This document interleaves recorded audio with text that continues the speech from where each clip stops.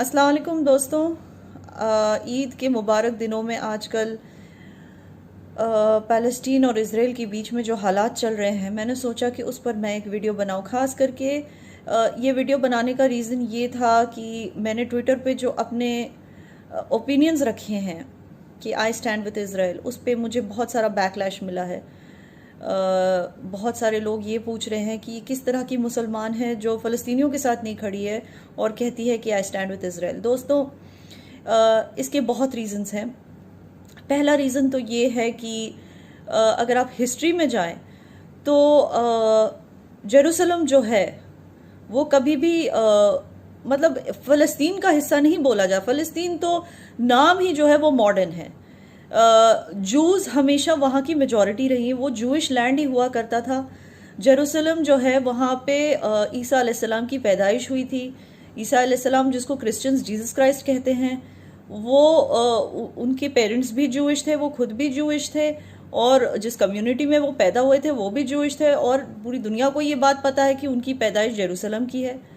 तो इसमें कोई दो राय नहीं है कि जेरूसलम एक्चुअली जूइश लैंड है। माना कि कई मुस्लिम इन्वेडर्स ने आके इसको इन्वेड किया, इस जगह का अरबाइजेशन हुआ, मगर फिर भी यहाँ पे मेजॉरिटी जो रहने वाले वो हमेशा जूइश ही रहे हैं। 2015 के स्टेटिस्टिक्स के हिसाब से अगर आप देखेंगे तो जो पॉपुलेशन स्टेटिस्टिक्स हैं, 8.5 लाख जो पॉपुलेशन था जेरूसलम का, उसमें से 5.5 लाख जूइश थे और बाकी फ़लस्तीनी। और दोस्तों, अगर इस्लाम की बात करें तो कई सारे मुस्लिम स्कॉलर्स ने भी कहा है कि जो टेंपल माउंट है जिन जूस का, उसका जिक्र कुरान पाक में भी किया गया है, उसका जिक्र कई सारे मुस्लिम स्कॉलर्स ने अपनी पब्लिकेशंस में भी किया है। तो ये एक और एविडेंस है कि पहले से वहाँ पे जूस की सेटलमेंट्स पहले से थी, वो जूइश लैंड ही है। तो अब इस सब के चलते अगर आप मॉडर्न हिस्ट्री की बात करें तो 1967 में इज़राइल ने गाज़ा और जेरूसलम को जीत लिया था इजिप्ट के साथ वॉर में।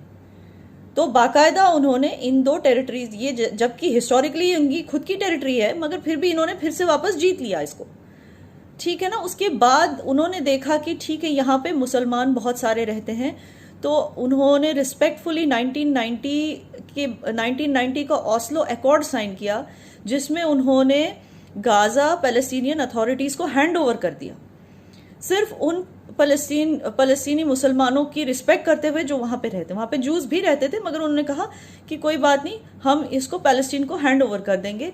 ये 1990 के ऑस्लो अकॉर्ड में ये बात इसमें जारी होती है। मगर उसके बाद हुआ ये दोस्तों कि पैलेस्टीनियन अथॉरिटीज़ को हमस नाम के एक टेररिस्ट ऑर्गेनाइजेशन ने टेक ओवर कर लिया।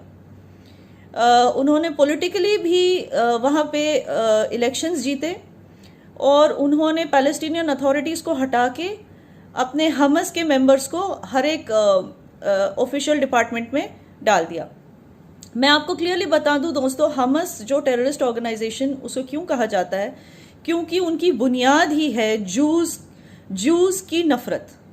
ये ऑर्गेनाइजेशन बनी है जूस की नफरत पे। इन्होंने इलेक्शंस जीते हैं जूस के खिलाफ नफरत को प्रोपगेट करके। और इज़राइल ऐसा क्यों चाहेगा कि उसके हिस्से का जो गाज़ा है वो उससे नफरत करने वाली एक ऑर्गेनाइजेशन चलाए, उससे नफरत करने वाले लोग वहाँ रहे? इज़राइल ऐसे क्यों चाहेगा? मगर फिर भी वहाँ पे जो भी मॉस्क्स हैं उसको इजरायली अथॉरिटीज़ प्रोटेक्ट करती हैं, वहाँ पे जो वर्शिपर्स आते हैं उन्हें इज्जत देती है। मगर उस दिन जो रमज़ान के आखिरी जुम्मे वाले दिन जो वहाँ पे हादसा हुआ, वो हादसा कुछ ऐसा था कि हमस के कुछ लोग वहाँ पर स्टोन्स ले गए अल अक्सा मॉस्क के अंदर, जो हमारे इस्लाम की 3rd मोस्ट होलीस्ट मॉस्क मानी जाती है, उसके अंदर ले जाकर उन्होंने स्टोन्स रखे। और जब इनोसेंट लोग, मासूम लोग वहाँ पे नमाज़ें पढ़ रहे थे, उसके बीच में इन्होंने स्टोन्स मारना शुरू कर दिया इजरायली फोर्सेस पे जो वहाँ पे रखवाली कर रहे थे, उन पे स्टोन्स मारना। रखवाली वो सिर्फ अल अक्सा मॉस्क की नहीं, वहाँ पे जो प्रे कर रहे थे उनकी भी कर रहे थे। और ऐसे बहुत सारे वीडियोस आपको नेट पे मिलेंगे जहां आप देख पाएंगे कि इजरायली फोर्सेस बूढ़े और बुजुर्ग मुसलमानों को खुद अपने हाथ से पकड़ के स्टेप्स के ऊपर चढ़ा रहे हैं, अलग सा मॉस्क के अंदर ले जा रहे हैं, उनको एस्कॉर्ट करके उनको हेल्प कर रहे हैं, बच्चों को हेल्प कर रहे हैं। आप बहुत सारी ऐसी वीडियोस देख पाएंगे। मगर जब हमस के टेररिस्ट ने, अलग सा मॉस ने स्टोन पेल्टिंग शुरू कर दी, तब इजरायली फोर्सेस ने वहाँ पे आके उनसे मॉस को खाली करने को कहा और इस बात को वो वायरल करते जा रहे हैं दुनिया भर में और ये कहते जा रहे हैं कि ये मुस्लिम कार्ड खेलते जा रहे हैं और हर एक मुसलमान से कह रहे हैं कि हमारे साथ हमें सपोर्ट करो, हमारे साथ खड़े रहो और इजराइल के खिलाफ आवाज़ उठाओ। तो दोस्तों, हर एक मुसलमान इतना बेवकूफ़ नहीं है कि वो चोर, उचक्कों या किसी रोग टेररिस्ट ऑर्गेनाइजेशन का साथ देगा सिर्फ इसलिए कि वो मुसलमान है। क्योंकि इस्लाम में एक लफ्ज़ आता है हुदूद, और हम अपनी हदें पार नहीं करेंगे। किसी ऐसे को हम सपोर्ट नहीं करेंगे जस्ट बिकॉज वो अपने आप को मुसलमान कहलाता है, मगर वो चोर है या स्टोन पेल्टर है या फसाद करने वाला इंसान है, तो हम उसे सपोर्ट नहीं करेंगे जस्ट बिकॉज वो अपने आप को मुसलमान कहलाता है। और दूसरी बात, जिस तरह का हेट्रेड फ़लस्तीनियों के दिल में है जूज़ को लेके, उस तरह का हेट्रेड कहीं भी हमारे इस्लामी हमारे मज़हब में या हमारे कुरान में कहीं भी इस तरह का हेट्रेड का जिक्र नहीं किया गया है कि किसी भी जू को इस तरह से हेट करना चाहिए या उनके खिलाफ इंटॉलरेंस दिखानी चाहिए या उनके खिलाफ प्रोपेगेंडा करना चाहिए या किसी भी तरह से मैनिपुलेट करके उनको ज़मीन से बाहर करना चाहिए। इस तरह का कोई भी जिक्र हमारे कुरान पाक में नहीं है, हमारे मज़हब में नहीं है, और ना ही हज़रत रसूलुल्लाह ने ऐसा हमें कभी कोई आदेश दिया था कि अगर मुसलमान हो तो जहाँ तुम्हें जू दिखे उसे उस ज़मीन से हटा दो। तो ये जो हमसे सपोर्ट मांगते हैं, दुनिया भर के मुसलमानों से जो ये सपोर्ट मांगते हैं, आज का जो मुसलमान है, आज का जो पढ़ा लिखा मुसलमान है, जो जानता है एग्जैक्टली कि कुरान में क्या जिक्र किया गया है और क्या नहीं, वो मुसलमान इस तरह के लोगों का साथ कभी नहीं देगा।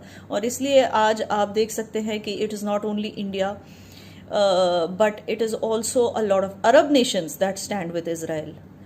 तो दोस्तों, आई होप कि मैंने अपने पॉइंट्स क्लियर कर दिए हैं। Thank you for watching.